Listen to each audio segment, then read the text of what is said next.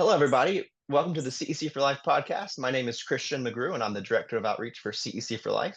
Today, I'm joined with a very special guest, our president and founder, Father Terry Gensemer. And so I'm going to let him introduce himself really quickly, and we'll get into it.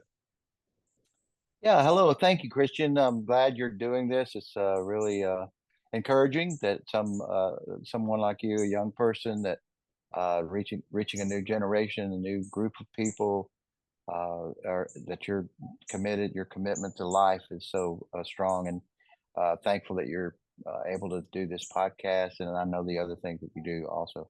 So yes, my name is Father Terry Gensemer. I am director of CEC for Life, and I have been a long time pro-life activist. I guess you could say I don't like to call myself a Christian activist, but I'd rather call myself an active Christian. So for 30 more years, I have been very active on the issue of abortion and other pro-life issues that are very important to us as a church, as a communion in the CEC, and also to the church in general. I have been doing this, like I said, for more than 3 decades, and I still am thrilled that I'm able to continue doing it at my age, at 74. And but I'm also thrilled to see young people coming up and getting involved in these critical issues for our country. So I began this many years ago, going out to abortion clinics and praying, and that's been the kind of cornerstone of what I have done. But even before being in the Charismatic Episcopal Church, I we gathered a group together, and we would go out uh, and really try to bring a spirit. We tried to bring a spiritual element to the abortion clinics, and I always insisted that we would have worship. When I did that, and when I'm saying worship, I'm talking about musical worship. Someone, usually we always had someone with a guitar, and we would sing songs and worship the Lord in that way, and make sure that we, just really accept, or really just embrace the presence of God in front of those clinics. So that's always been a really important thing for me, as I've done this for so many years. Uh, Fortunately, we had at one time in Birmingham, where I lived, Birmingham, Alabama, we had 14 abortion clinics, and thankfully that today we have none. And I do know that women still get abortions. I know that they cross state lines. I know that they get pills through the mail, but there are no standing abortion clinics in our state, and we know that that has dramatically reduced the numbers of abortions for women in Alabama. But we know that there's still women that are abortion minded, and we want to be there to reach out to them, in which we do with we have 3 mobile units now in the Birmingham and Tuscaloosa area that go out into the communities and neighborhoods, and uh, try to reach those women that are abortion minded, and give them options, and help them with a difficult pregnancy and a difficult life situations. So we're continuing to do that here, and it's always been a joy to do it, and again, I'm just thankful for young people uh, that are coming into the movement, and we're seeing, God do some great things, but we have a lot of challenges ahead of us, not just in areas where there is still abortion, but even here in Alabama and other states like Alabama, where there are no standing abortion clinics. There's still women that are hurting, women that are confused about what to do when they find themselves pregnant, and there are still uh, vultures out there that would take advantage of these young women. There are still people that desire to help them destroy their offspring. So we are aware of that, and we continue to fight that battle. So that's kind of the Yeah, story. yeah, that's great. Tell us a little bit more about how CEC For Life started and how it was founded and how you founded it, um, and the early days what kind of work we were doing back then. Well, yeah. Well, I was before I was in the Charismatic Episcopal Church.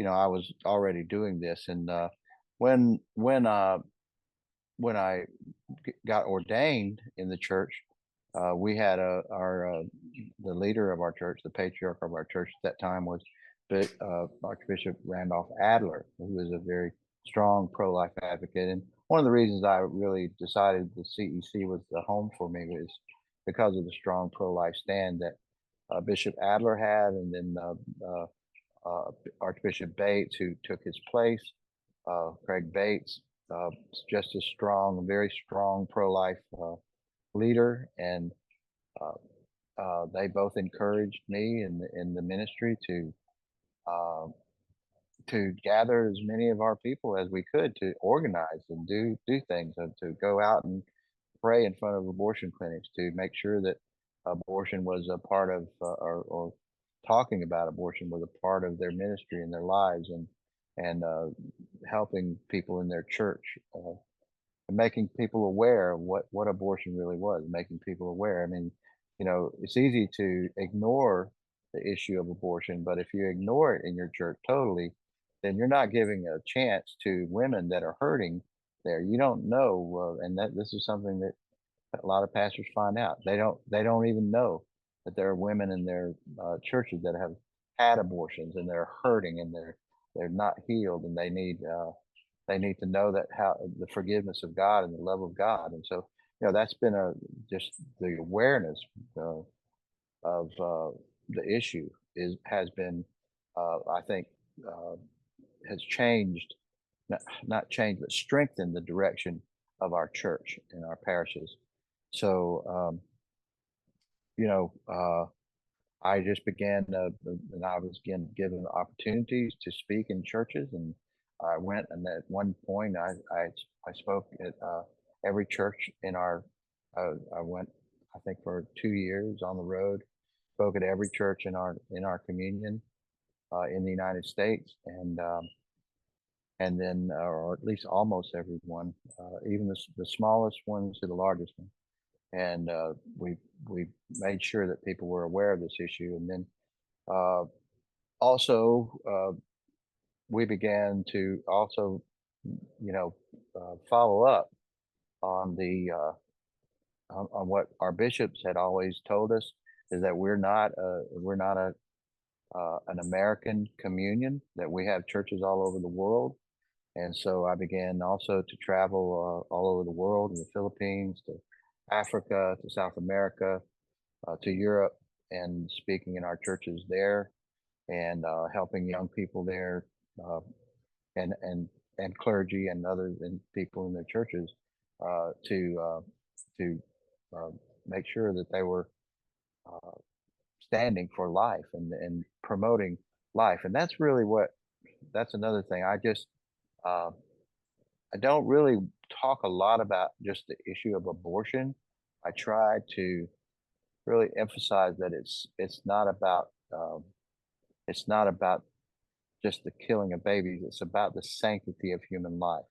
And so that's why our kind of our motto, if you would, or whatever you want to call it, is our battle cry is all life is sacred. So we want to promote life and promote idea of that God created life, and that it's precious, it's sacred, and that we as Christians, as people, as human beings, need to protect the lives of the most vulnerable in our country and in the world. Yeah.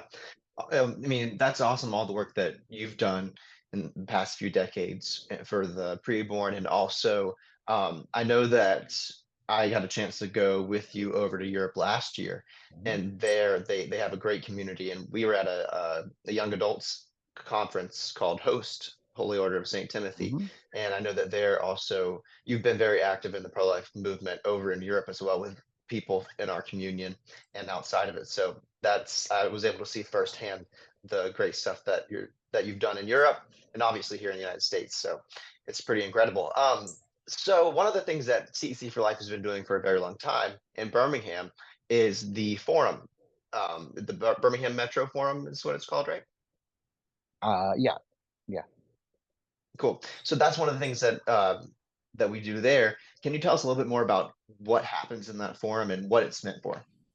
Okay, yeah. One of the things we do is we kind of keep that as a confidential forum as far as the content and the things that are said, because we want Yeah. people to know that they can speak freely and talk freely. But we it's basically a ministry where we gather churches or leaders together, pastors and pro life leaders, and we give them an opportunity to share with each other um, what they're doing, what each ministry is doing, and to let people know what their ministry is about. Excuse me, and we give them usually each group gets about 10 minutes or 15 minutes to share what their group does, so that other groups and that are there in attendance can see what's going on and can know that these are there that we're all resources for one another. That there are people that well, when we had abortion clinics here, we had great groups of sidewalk counselors, and we made sure that the sidewalk counselors were in touch with the pregnancy centers. And so when they had someone that maybe decided that they were not going to get an abortion, they would have somewhere to send them to.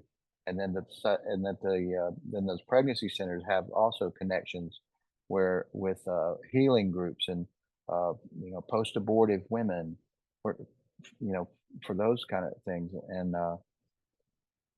not just for post-abortive women, but men that have been involved in abortion, so they could experience healing and have help and have someone out there that helps them. So we tried to connect all these groups together. Sometimes they didn't even know that there were other resources like that, and that's kind of a gift of mine, I think, that I've had for many years, is connecting people, connecting groups and organizations together so that we can all work together like the body of Christ. And uh, you know, we're all important, no matter what our uh, title may be or jobs may be. It's just like I always try to give an example of or an illustration that like. Actually, I'm going through that right now. But the smallest part of your body, like your little toe. You may think, and you take your little toe for granted, and you live your life every day, and your little toe's fine, you're fine. But if you break that toe, if you hurt it, injure it, or have some kind of cut on it, or anything like that, you'll know how important that little toe is, because you can't even walk if you're in a lot of pain just in one of your little toes.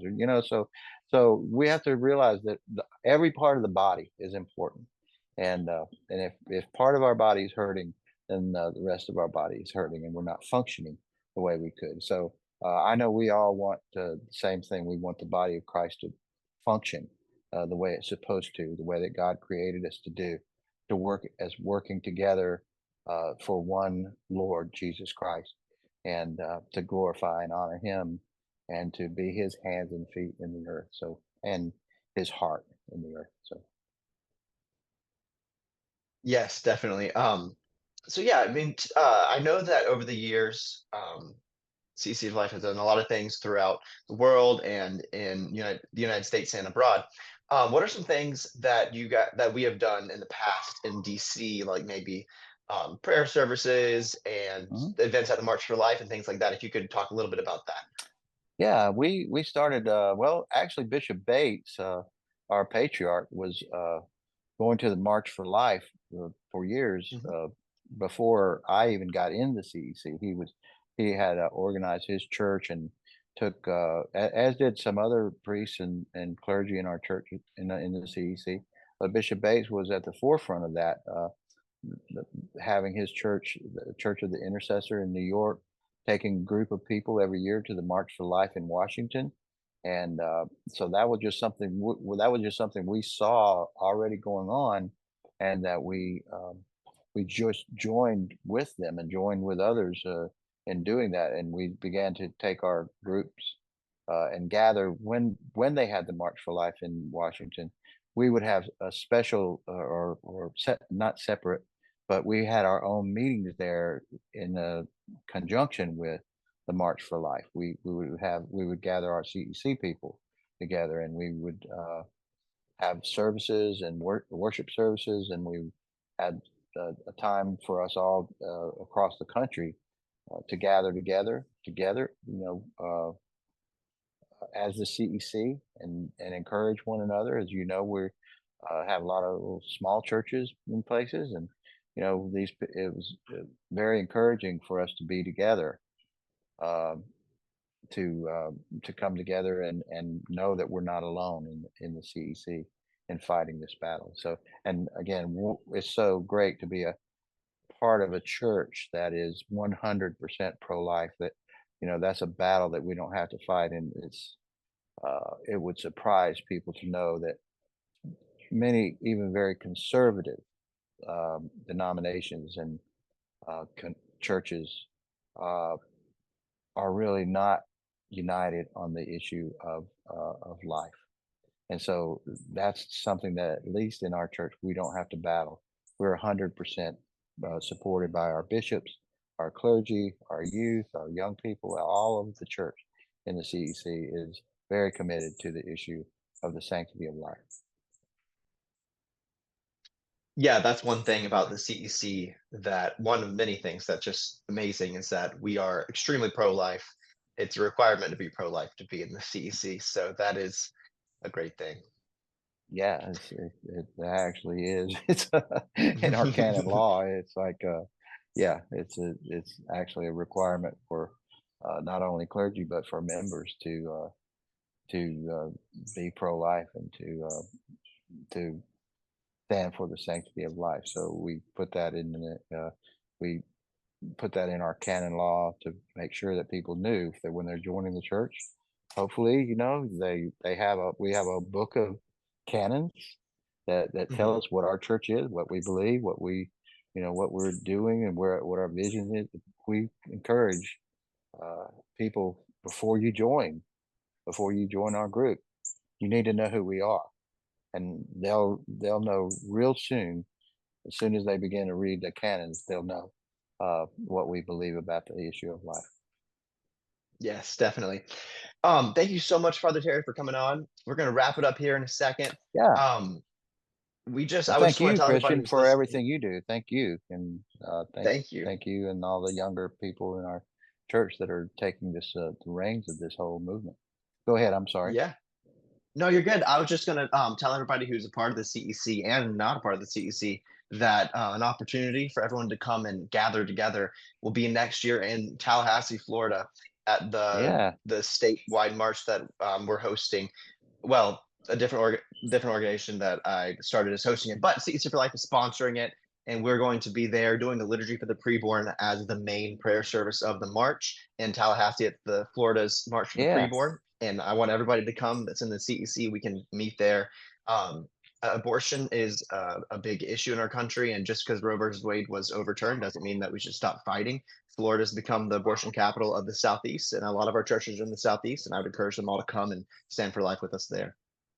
that's great, and that's it's very important, and what you're doing there. And I know Florida is a battleground place right now, and especially on the issue of life. So I know you guys have got a lot of work to do, a lot of praying to do, because really prayer Yes, is, again, that that whole time of us beginning this whole ministry, it was in prayer, and that's when we developed our liturgy for the preborn that we use in front of clinics, and the daily prayers that we have for anyone to use that can pray every day. These short prayers for life that you can add to your devotions and things like that. So, it's so important. So I'm really thankful for the things you're doing, Christian, and I others down appreciate there it. in Thank Florida. you Yeah. so much. So we'll go ahead and wrap up for tonight. But thank you Okay. again, Father Terry, for coming on. Thank you, everybody, for watching, and hope to see you soon.